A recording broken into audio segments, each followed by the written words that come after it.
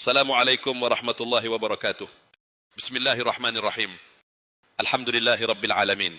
Wassalatu wassalamu ala rasulillah wa ala alihi wa ashabihi ajma'in.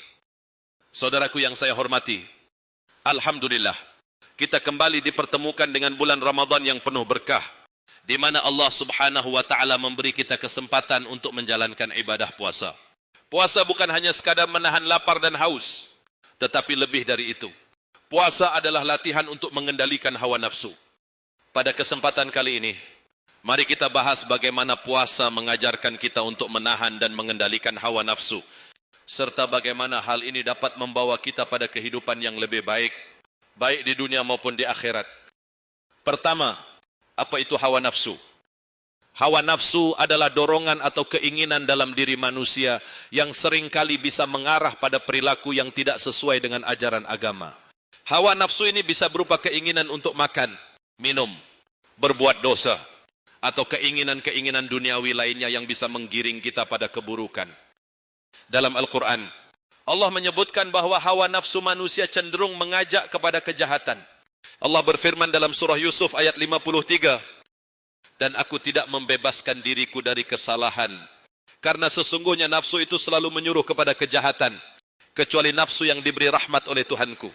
Quran surat Yusuf ayat 53. Nafsu bisa mengarah pada keburukan jika tidak dikelola dengan baik.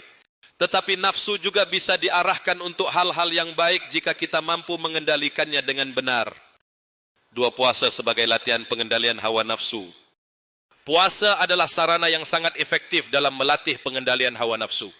Dalam puasa, kita tidak hanya menahan diri dari makan dan minum, tetapi juga dari hal-hal yang bersifat duniawi dan bisa membatalkan puasa. Seperti berbicara buruk, berbohong, atau bertengkar. Allah subhanahu wa ta'ala berfirman dalam surah Al-Baqarah ayat 187. "Dijadikan halal bagi kamu pada malam hari puasa bercampur dengan istri-istri kamu. Mereka adalah pakaian bagimu, dan kamu pun pakaian bagi mereka. Allah mengetahui bahwa kamu tidak dapat mengendalikan hawa nafsumu, maka dia memberi maaf kepadamu dan mengampunimu." Quran surat Al-Baqarah ayat 187. Puasa mengajarkan kita untuk menahan nafsu dan menunda kepuasan yang sering kita cari dalam kehidupan sehari-hari.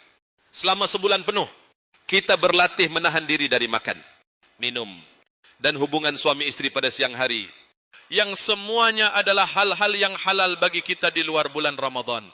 Inilah latihan fisik dan spiritual yang sangat berharga untuk mengendalikan diri. 3 pengendalian hawa nafsu dalam kehidupan sehari-hari. Selain menahan diri dari makan dan minum, puasa juga mengajarkan kita untuk menahan nafsu amarah dan nafsu perbuatan dosa. Rasulullah SAW bersabda, "Jika seseorang yang berpuasa mencaci maki atau berbuat dosa, hendaknya ia berkata, 'Aku sedang berpuasa.'" Hadis riwayat Bukhari. Hadis ini mengajarkan kita bahwa puasa bukan hanya soal menahan diri dari makan dan minum, tetapi juga dari segala bentuk perilaku buruk, seperti berbicara kasar, menggunjing, atau marah yang dapat merusak pahala puasa kita. Dalam kehidupan sehari-hari, kita seringkali dipicu oleh berbagai hal yang bisa menuruti hawa nafsu kita, seperti kemarahan, iri hati, atau rasa tidak puas terhadap apa yang kita miliki.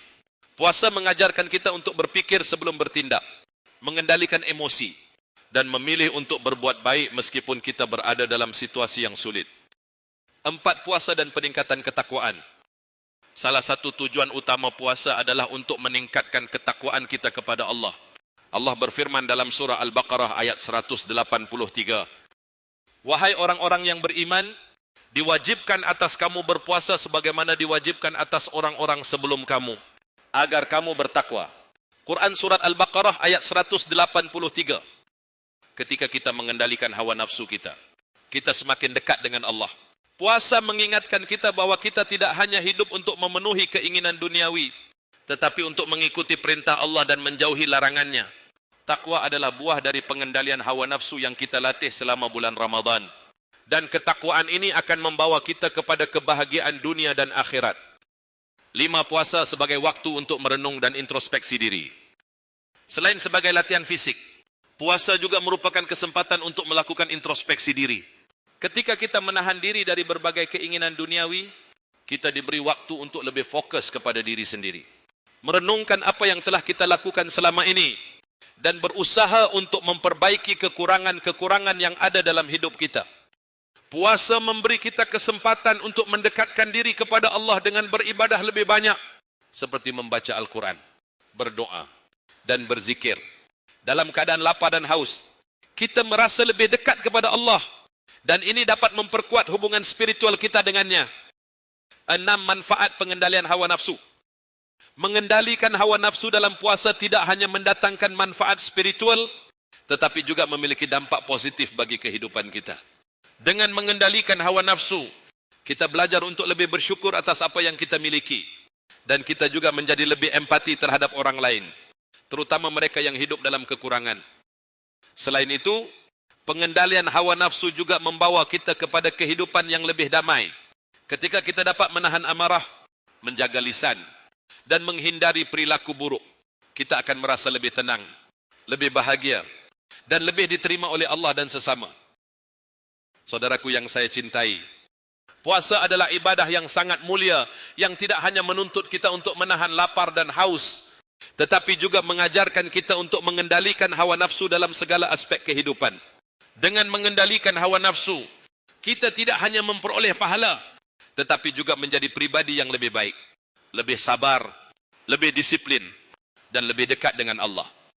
Marilah kita manfaatkan bulan Ramadan ini untuk berlatih mengendalikan hawa nafsu, agar kita menjadi lebih kuat dalam menjalani ujian hidup dan lebih dekat kepada Allah. Semoga puasa kita diterima dan kita bisa meraih keberkahan dan ampunannya. Wassalamualaikum warahmatullahi wabarakatuh.